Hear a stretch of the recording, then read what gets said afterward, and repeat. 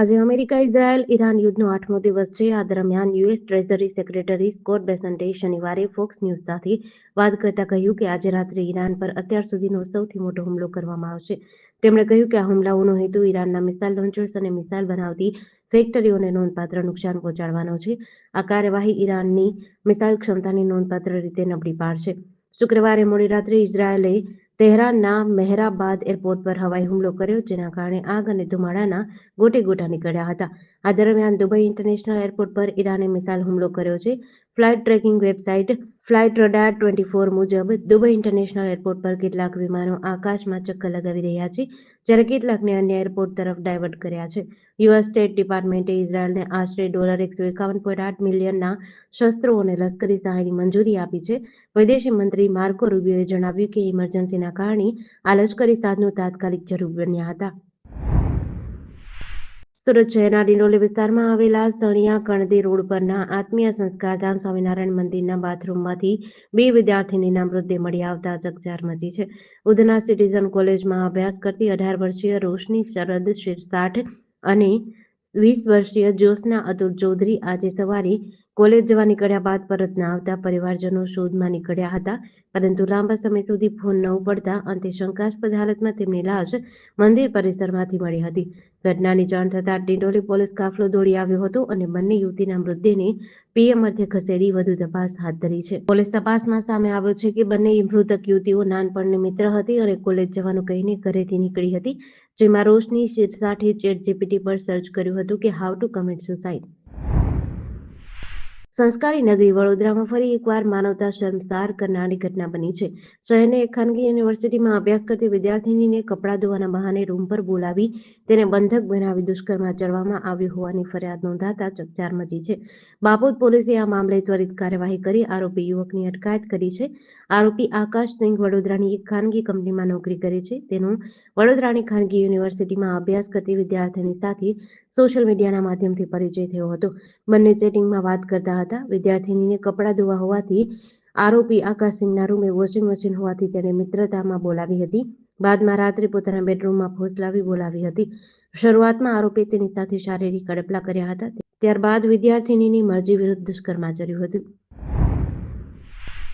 સુરેન્દ્રનગર જિલ્લાના દસાડા પાટડી પંથકમાં આજે એક હૃદયદ્રાવક ઘટના બની છે.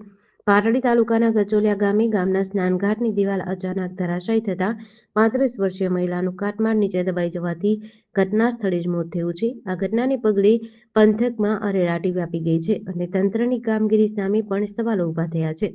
કચોલિયા ગામે આવેલા જાહેર સ્નાનઘાટ પર આજે સવારે ગામની 3 મહિલા કપડાં ધોતી હતી. રોજિંદા ક્રમ મુજબ મહિલાઓ પોતાના કામમાં વ્યસ્ત હતી, ત્યારે અચાનક જ સ્નાનઘાટની 2 મસમોટી દિવાલ પત્તાના મહેલની જેમ ધરાશાયી થઈ હતી. સ્થાનિકોના જણાવ્યા અનુસાર ઘાટના જૂના બાંધકામ પર નવી દિવાલ ખડકી દેવામાં આવી હતી. આ ભયાનક દુર્ઘટનામાં વર્ષાબેન રમેશભાઈ રાઠોડ નામની મહિલા દિવાલના કાટમાળ નીચે દબાઈ ગઈ હતી. તેમની સાથે રહેલી અન્ય 2 મહિલાઓનો આબાદ બચાવ થયો હતો. ગીર સોમનાથ જિલ્લાના કોડીનાર તાલુકાના ઘાટવડ ગામ નજીક 11 કેવીનો વીજવાયર તૂટી પડતા 2 યુવાનોના મોત થયા છે. વહેલી સવારે બાઇક લઈને વાડીએ જતા પિતા પુત્ર અને એક અન્ય યુવક પર વીજવાયર પડતા પિતાની નજર સામે જ પુત્ર અને અન્ય યુવકનું મોત થયું છે. ઘાટવડ ગામના દાનસિંહભાઈ ઝાલા પોતાના પુત્ર લાલાભાઈ દાનસિંહ ઝાલા સાથે અને રવિભાઈ ગોવિંદભાઈ ચુડાસમા સાથે બાઇક પર વાડી તરફ જતા હતા. જામવાડા રોડ પર અચાનક 11 કેવીનો વીજવાયર તૂટી પડ્યો અને સીધો બાઇક પર આવી પડ્યો હતો. વીજ પ્રવાહ લાગતા બંને યુવાનો ગંભીર રીતે દાઝી ગયા હતા, જ્યારે દાનસિંહભાઈ ઝાલા પણ ઇજાગ્રસ્ત થયા હતા. સ્થાનિક લોકો તરત જ દોડી આવ્યા અને ઇજાગ્રસ્તોની સારવાર માટે કોડીનારની રાણાવાલા હોસ્પિટલે ખસેડ્યા હતા. જોકે ફરજ પરના તબીબે લાલાભાઈ દાનસિંહ ઝાલા અને રવિભાઈ ગોવિંદભાઈ ચુડાસમાને મૃત જાહેર કર્યા હતા. વડોદરામાં આઈસરની અડફેટે મહિલાનું ઘટના સ્થળે જ મોત થયું છે. આજવા ચોકડી પાસે સસરા બાઇક પર પુત્રવધૂને નોકરી માટે મૂકવા જતા હતા, ત્યારે આ ઘટના બની હતી. 31 વર્ષીય પ્રિન્સા પરમારનું ઘટના સ્થળે જ મોત થયું છે. મૃતદેહને સયાજી હોસ્પિટલમાં પીએમ અર્થે ખસેડાયો છે. મૃતદેહ સયાજી હોસ્પિટલના પીએમ અર્થે ખસેડાતા જ પરિવારજનોનું હૈયાફાટ રુદન જોવા મળ્યું હતું. મૃતક યુવતીનું નામ પ્રિન્સા કુંદન પરમાર પારોલ યુનિવર્સિટીમાં અભ્યાસ કરતી હતી. તેના સસરા યુનિવર્સિટીમાં મૂકવા જતા હતા, તે દરમિયાન અકસ્માત થયો હતો. સસરા ખાનગી કંપનીમાં નોકરી કરતા હોવાથી તેઓ લઈને જતા હતા. થોડાક સમય અગાઉ દિયરના લગ્ન થયા હતા અને પતિ દુબઈ રહે છે. ગાંધીનગરના નભોઈ કેનાલ પર ગત રાત્રે એક અત્યંત કરુણ અને હૃદયદ્રાવક ઘટના બની હતી. ગાંધીનગર મ્યુનિસિપલ કોર્પોરેશનમાં ફરજ બજાવતી બે યુવતીઓએ અગમ્ય કારણોસર કેનાલમાં ઝંપલાવીને સામૂહિક આપઘાત કરી લેતા સમગ્ર પંથકમાં અરેરાટી મચી છે. ફાયર બ્રિગેડની ટીમે કલાકોના સર્ચ ઓપરેશન બાદ ઝુંડાલ કેનાલમાંથી બંને યુવતીઓના મૃતદેહ બહાર કાઢ્યા છે. મૃતક યુવતીઓની ઓળખ સેજલ જશવંતભાઈ પટેલ અને રીપલ રાકેશભાઈ રાવત તરીકે થઈ છે. આ બંને યુવતીઓ ગઈકાલે રાત્રે ડભોઈ કેનાલ પર પહોંચી હતી. કેનાલમાં પડતા પહેલા બંનેએ પોતાના પરિવારજનોને ફોન કરીને પોતે આપઘાત કરવા જઈ રહી હોવાનું જણાવ્યું હતું. અચાનક આવેલા આ ફોનથી ગભરાયેલા પરિવારજનો તાત્કાલિક કેનાલ પર પહોંચ્યા અને પોલીસને જાણ કરી હતી. તાપી જિલ્લા પોલીસે ઓનલાઈન છેતરપિંડી આચરતી ટોળકીઓ સામે કાર્યવાહી કરી છે. ઉચ્છલ પોલીસે ફેસબુક પર સસ્તી કાર વેચવાની લાલચ આપી ₹81,854ની ઠગાઈ કરનાર ભાવનગરના એક શખ્સને ઝડપી પાડ્યો છે. પોલીસે ફરિયાદીના પૂરેપૂરા નાણાં પરત મેળવવામાં સફળતા મેળવી છે. આરોપી ધર્મેશ સુરેશભાઈ ચુડાસમાએ પોતાના ફેસબુક આઈડી ધર્મેશ ચુડાસમા પર અર્ટિગા કાર વેચાણ અંગેની જાહેરાત મૂકી હતી. ઉચ્છલના એક ફરિયાદીએ આ જાહેરાત જોઈને તેનો સંપર્ક કર્યો હતો. આરોપીએ ફરિયાદીને વિશ્વાસમાં લઈ ગાડીના અવેજ પેટે અલગ અલગ તબક્કે કુલ ₹81,854 ભરાવડાવ્યા હતા. નાણાં મેળવ્યા બાદ આરોપીએ ન તો ગાડી આપી કે ન તો રૂપિયા પરત કર્યા અને છેતરપિંડી આચરી હતી.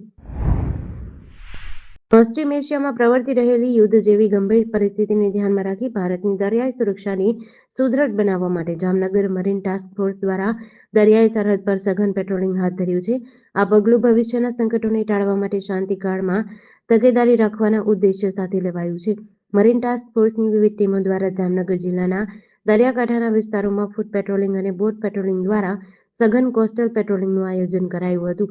આમાં નવા જૂના બેડી બંદર, રોજી બંદર, માધાપર જોડિયા ભૂંગા વિસ્તાર, ખારા બેરાજા, એરફોર્સ ફાયરિંગ રેન્જ દરિયાઈ વિસ્તાર તેમજ તમામ સંભવિત લેન્ડિંગ પોઇન્ટ્સ અને ફિશિંગ સેન્ટરોનો સમાવેશ થાય છે. આ ઓપરેશન દરમિયાન મરીન કમાન્ડોની અલગ અલગ ટીમોએ દરિયાકાંઠાની અવાવરૂ જગ્યાઓનું ઝીણવટભર્યું ચેકિંગ કર્યું હતું. બોટાદ જિલ્લાના ગઢડા તાલુકામાં ઢસા ગામમાં એક ખેડૂત સાથે રોકાણના નામે ₹50,50,000ની છેતરપિંડી થઈ છે. આ મામલે ઢસા પોલીસે કંપનીના માલિક અને મેનેજર સામે ગુનો નોંધી તપાસ શરૂ કરી છે. ઢસા ગામની ડાવરિયા શેરીમાં રહેતા ખેડૂત નરેશભાઈ ભુરાભાઈ ડાવરિયાએ પોલીસમાં ફરિયાદ કરી હતી. તેમણે નોંધાવ્યું હતું કે Tulsi Aaradhya infra and holiday resort India નામની કંપનીમાં રોકાણ કરવા માટે તેમને લાલચ આપવામાં આવી હતી. કંપની દ્વારા તેમને ₹1,25,000નું રોકાણ કરવાથી દર મહિને ₹10,920ના 24 હપ્તા બેંક ખાતામાં જમા કરવાની ખાતરી આપી હતી. આ લાલચમાં આવીને નરેશભાઈએ જુદી જુદી તારીખોએ કુલ ₹19,50,000 કંપનીના બેંક ખાતામાં જમા કરાવ્યા હતા. જોકે કંપની તરફથી તેમને માત્ર ₹1,96,000 જ પરત મળ્યા હતા. બાકીના ₹17,53,440 હજુ સુધી પરત અપાયા નથી. ફરિયાદ મુજબ કંપનીના માલિક કિશોરસિંહ રૂપસિંહ રાઠોડ અને મેનેજર વિનોદભાઈ પાટીલ સહિત અન્યોએ વિશ્વાસમાં લઈ રોકાણ કરાવી છેતરપિંડી આચરી છે.